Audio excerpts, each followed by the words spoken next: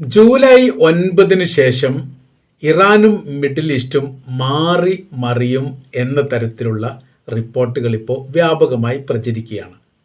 ചില മാറ്റങ്ങൾ ഈ മേഖല കേന്ദ്രീകരിച്ചുകൊണ്ട് ഉണ്ടാകും എന്ന കാര്യം ഏറെക്കുറെ ഉറപ്പായിരിക്കുന്നു. അത് അമേരിക്കയ്ക്കും അറിയാവുന്നതാണ്. അമേരിക്ക ഇപ്പോൾ പല മുസ്ലിം രാജ്യങ്ങളുമായി നേരിട്ട് കൊണ്ട് രഹസ്യമായിരിക്കുന്ന ചില ചർച്ചകൾ ആരംഭിച്ചിട്ടുണ്ട്.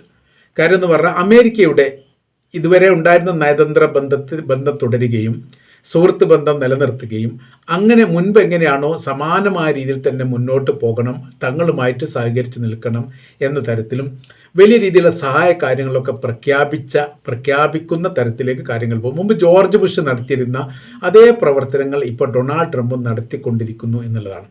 കാര്യം അകന്ന് പോവുകയാണ് അറേബ്യൻ രാജ്യങ്ങളും അമേരിക്കയും. അത് ഭാവിയിൽ അമേരിക്കക്ക് വല്ലാത്ത രീതിയിൽ മുറിപ്പാടുണ്ടാക്കുന്ന കാര്യമാണ്.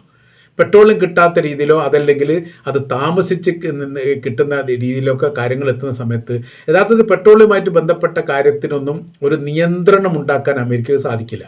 അതിൻ്റെ വില കാര്യങ്ങളൊക്കെ അവിടെയല്ല, യഥാർത്ഥത്തിൽ മിഡിൽ ഈസ്റ്റ് കേന്ദ്രീകരിച്ചുകൊണ്ടാണ് സംഖ്യ കൂടിയും കുറയും കാര്യങ്ങളൊക്കെ ചെയ്യുന്നത്. അതിൽ അമേരിക്ക പങ്കാളിത്തം ഉണ്ട് എന്നല്ലാതെ പ്രത്യേകിച്ച് നിർണായകമായിരിക്കും എന്തെങ്കിലും ചെയ്യാൻ വേണ്ടി സാധിക്കുന്നില്ല. ഇപ്പോൾ പുറത്തു വരുന്ന റിപ്പോർട്ട് എന്ന് പറഞ്ഞാൽ ഇറാനും തുർക്കിയും മുസ്ലിം കോർഡിനേഷൻ സംവിധാനങ്ങൾ രൂപീകരിക്കുകയാണ്.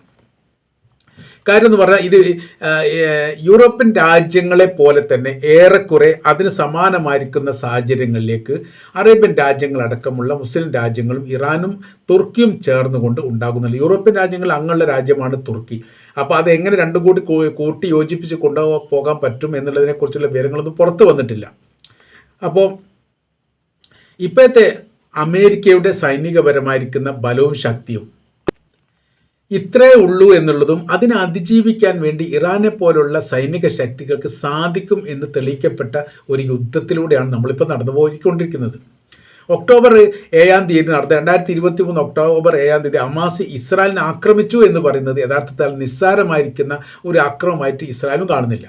കാര്യം എന്ന് പറഞ്ഞാൽ മൊസാദ് സംവിധാനങ്ങളും രഹസ്യമായിരിക്കുന്ന എല്ലാ സംവിധാനങ്ങളും ഗസ എന്ന് പറയുന്ന പ്രദേശത്തെ എപ്പോഴും നിരീക്ഷിച്ചു കൊണ്ടിരിക്കുകയും അവിടെ അനക്കങ്ങളും നീക്കങ്ങളും ബാക്കിയുള്ള കാര്യങ്ങളൊക്കെ സസൂക്ഷ്മം പരിശോധിച്ചു കൊണ്ടിരിക്കുകയും ചെയ്യുന്ന രാജ്യമാണ് ഇസ്രായേൽ എന്ന് പറയുന്നത്. ഗസയുടെ എല്ലാ ഭാഗവും ഇസ്രായേലിൻ്റെ അതിർത്തിയാണ്.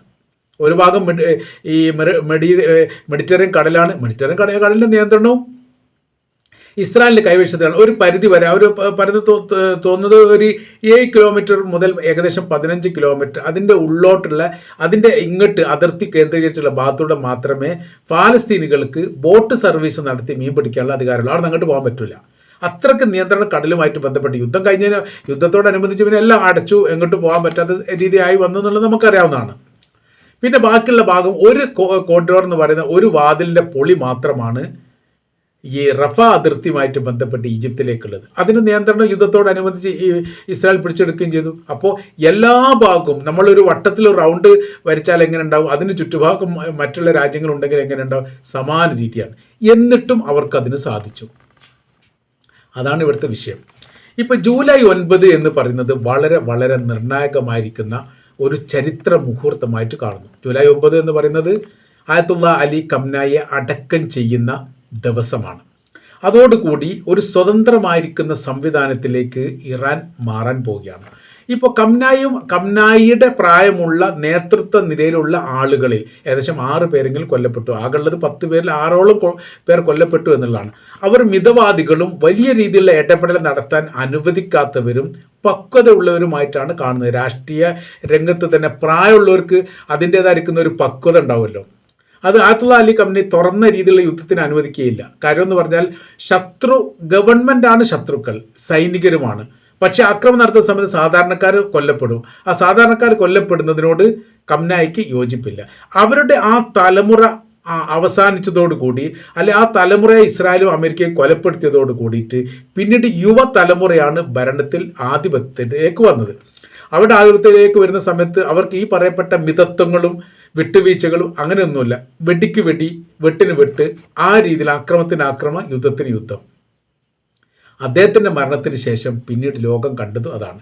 ഇപ്പോഴും കണ്ടുപിടിക്കും. ഇപ്പോഴും അമേരിക്കയുമായിട്ട് തങ്ങൾ ചർച്ചയ്ക്കില്ല എന്ന് തുറന്ന് പറയാൻ ഇറാൻ എന്ന് പറയുന്ന ഒരു രാജ്യം മുന്നോട്ട് വരണമെങ്കിൽ അതിൻ്റെ പിന്നാമ്പുറം അവർക്ക് അത്രയും വലിയ സൈനികപരമായിരിക്കുന്ന ശക്തിയും ബലവും ഉണ്ട് എന്ന് തെളിയിക്കുന്നതാണല്ലോ അതോടുകൂടി, അതായത് ഓരോരോ ദിവസം കഴിയുന്നതനുസരിച്ച് ഇറാന്റെ പുതിയതായിരിക്കുന്ന ആയുധ സംവിധാനങ്ങൾ, മിസൈൽ സംവിധാനങ്ങളൊക്കെ ലോകം കാണുകയും കേൾക്കുകയും ചെയ്യാണ്. മുമ്പൊക്കെ ഒരു പരസ്യ പ്രചരണം എന്ന രീതിയിലോ അല്ലെങ്കിൽ പരസ്യ പ്രദർശനം എന്ന രീതിയിലും മാത്രം കണ്ടത് ഇന്ന് അങ്ങനെയല്ല. ഇന്ന് ഉപയോഗിച്ച് കാണിച്ചു കൊടുക്കുന്നു. പഴകി ജീർണിച്ചതായിരിക്കുന്ന, ഉപയോഗിക്കാത്തതായിരിക്കുന്ന ഒരു മിസൈൽ പോലും യഥാർത്ഥത്തിൽ ഇറാന്റെ കൈവശത്തില്ല. അതിങ്ങനെ അവർ മാറ്റത്തിരുത്തലുകൾക്ക് വിധേയമാക്കുകയും അത് ഇസ്രായേലിലേക്ക് ഇങ്ങനെ പ്രയോഗിച്ചുകൊണ്ട് അതില്ലാതാക്കുകയും ചെയ്തിട്ടുണ്ട്. അയൺ ഡോമിനെ പ്രതിരോധിക്കാൻ വേണ്ടി ഏറ്റവും വില കൂടിയിരിക്കുന്ന ഒരു മിസൈൽ പോലും ഇറാൻ ഉപയോഗിച്ചിട്ടില്ല എന്നുള്ളതാണ്. അവിടെ കൈവശത്തിൽ മുൻപേ ഉണ്ടായിരുന്ന, ഉപയോഗിക്കാത്തതും വിൽപ്പന നടത്താൻ പറ്റാത്തതും പ്രശ്നങ്ങൾ പരിഹരിക്കാൻ പറ്റാത്തതായിരിക്കുന്ന മിസൈൽ പതുക്കെ ഷാട്ടാക്കിയിട്ട് ഇസ്രായേലിലേക്ക് അങ്ങോട്ട് വിടും.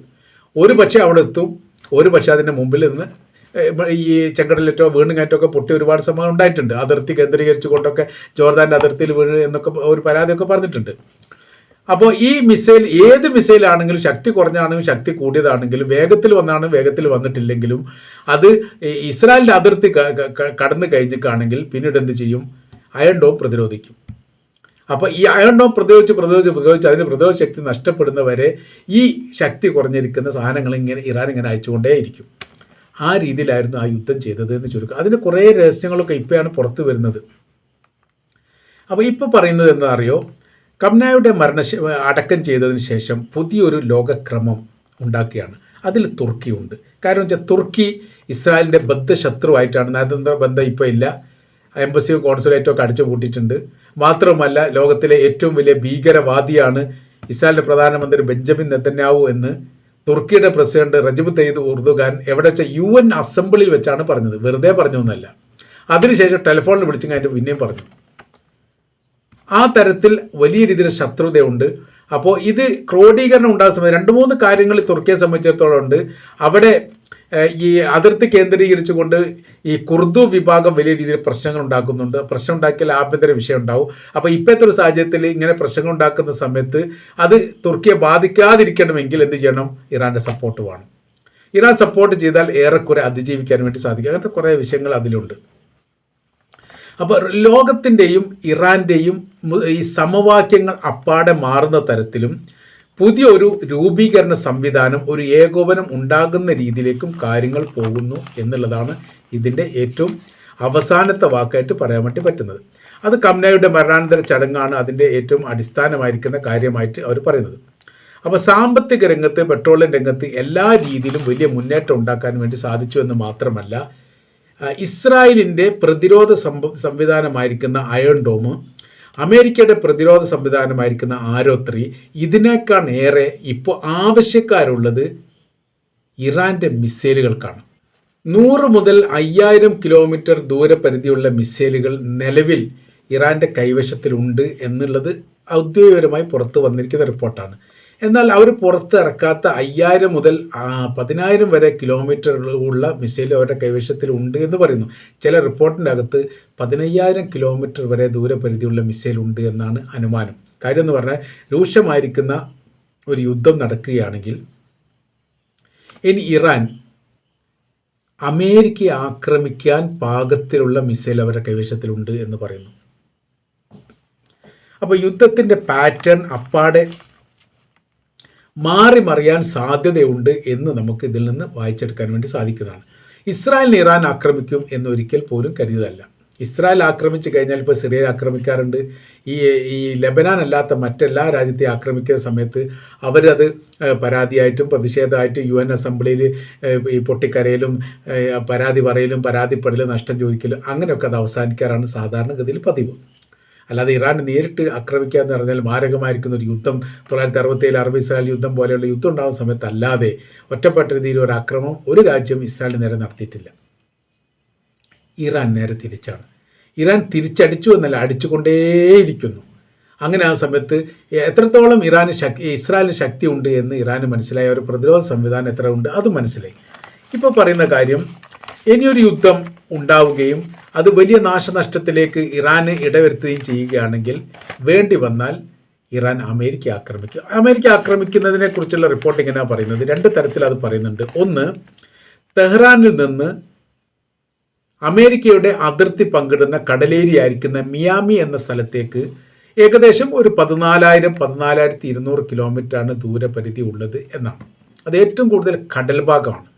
അപ്പോൾ ഇവിടെ നിന്ന് തെഹ്റാനിൽ നിന്ന് ഒരു മിസൈൽ 15,000 കിലോമീറ്റർ ഒരു മിസൈൽ ഉണ്ടെങ്കിൽ വളരെ സുഖകരമായ രീതിയിൽ മിയാമിയിൽ ഇറാന് ആക്രമിക്കാൻ വേണ്ടി സാധിക്കും. ഇനി 15,000 കിലോമീറ്റർ ദൂരപരിധിയുള്ള മിസൈൽ ഇറാന്റെ കൈവശത്തിൽ ഇല്ലെങ്കിൽ അത്രയും ദൂരപരിധിയുള്ള മിസൈൽ കൊറിയയുടെ കൈവശത്തിലുണ്ട്. അമേരിക്ക ആക്രമിക്കാനാണെങ്കിൽ അവരത് കൊടുക്കാൻ വേണ്ടി തയ്യാറാണ്.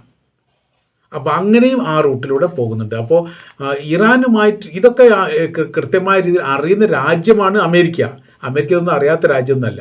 മുൻകൂട്ടി ഒരുപാട് ആലോചിക്കുകയും അതിൻ്റെ സ്ഥിതിഗതികളൊക്കെ കൃത്യമായ രീതിയിൽ വിലയിരുത്തുകയും ചെയ്യുന്ന ഒരു രാജ്യം എന്ന നിലക്ക് ഇറാനെ ഒട്ടക്കാൻ വേണ്ടിയിട്ട് ഇപ്പോഴത്തെ നിലവിലെ സാഹചര്യത്തിൽ അമേരിക്ക താല്പര്യം. ആദ്യഘട്ടത്തിൽ ശക്തി കാര്യങ്ങൾ മനസ്സിലാകാതെ, ആയുധത്തെക്കുറിച്ച് മനസ്സിലാകാതെ, യുദ്ധ സൈനികരുടെ ബലവും ശക്തിയും മനസ്സിലാകാത്ത രീതിയിലുള്ള ആക്രമണമാണ് 28-ാം തീയതി ഫെബ്രുവരി നടത്തിയത്.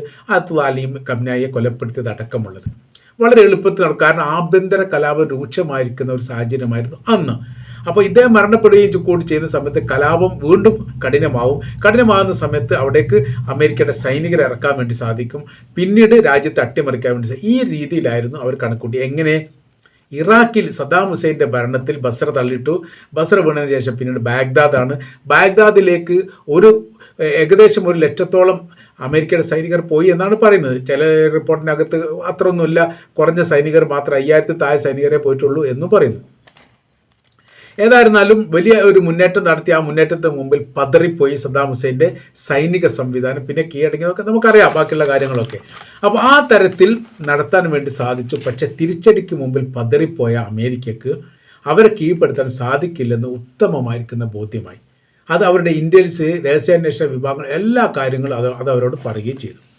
ഇപ്പോഴത്തെ നിലവിലെ സാഹചര്യം എന്ന് പറയുന്നത് ഇറാനെ സംബന്ധിച്ചിടത്തോളം അവർ അവസാന ശ്വാസത്തിന് വേണ്ടിയിട്ടുള്ള പോരാട്ടം അവർ നടത്തുന്ന സമയത്ത് അവർക്ക് എന്തും ചെയ്യാം. അതാണ് ഇപ്പോൾ ചെയ്തുകൊണ്ടിരിക്കുന്നത്. അങ്ങനെ വരുന്ന സമയത്ത് വേണ്ടി വന്നാൽ അമേരിക്കയും ആക്രമിക്കാൻ സാധ്യതയുണ്ട് എന്ന് കൂടി നമുക്ക് ഇതിനിടയിൽ കൂട്ടി വായിക്കാൻ വേണ്ടിയിട്ട് സാധിക്കുന്നതാണ്.